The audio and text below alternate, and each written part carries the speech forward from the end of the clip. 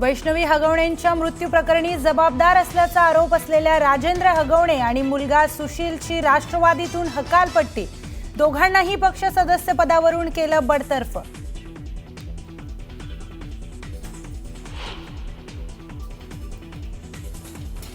पंधरा हजारांच्या ड्रोनसाठी 15 लाखांचे मिसाईल डागले का? ऑपरेशन सिंदूरवरून काँग्रेसच्या वडेट्टीवारांचा सवाल।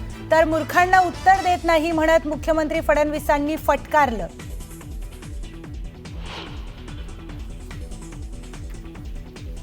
केंद्रीय गृहमंत्री अमित शहा 3 दिवसांच्या महाराष्ट्र दौऱ्यावर। मुंबई, नागपूर आणि नांदेडमधील नियोजित कार्यक्रमांना लावणार हजेरी। पालिका निवडणुकीच्या पार्श्वभूमीवर दौऱ्याला महत्त्व।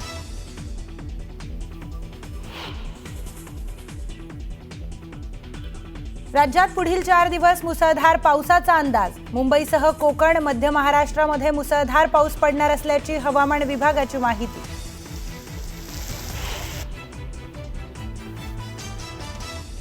पंतप्रधान नरेंद्र मोदी आज राजस्थानमधील नाल एअरबेसला देणार भेट। जवानांशी संवाद साधून करणार पाहणी।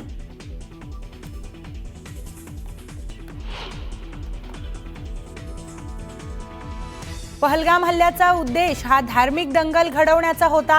आसिफ मुनीर कट्टर धार्मिक व्यक्ती होता। परराष्ट्र मंत्री एस जयशंकर यांचं मोठं विधान।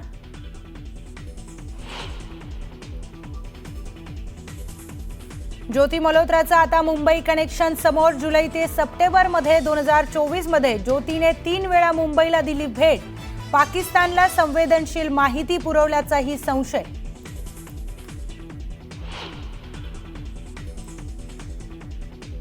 ज्योती मल्होत्राला आज हिसार कोर्टात करणार हजर। 5 दिवसांच्या कोठडीनंतर आता कोर्टात होणाऱ्या सुनावणीतून आणखी महत्त्वाचे धागेदोरे हाती लागण्याची शक्यता।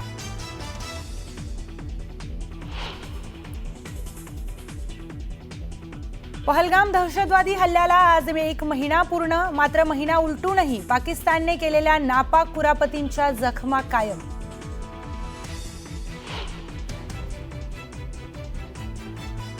कुख्यात गुंड गजा मारणेला न्यायालयाचा दणका। गजा मारणेचा जामीन अर्ज न्यायालयाने फेटाळला।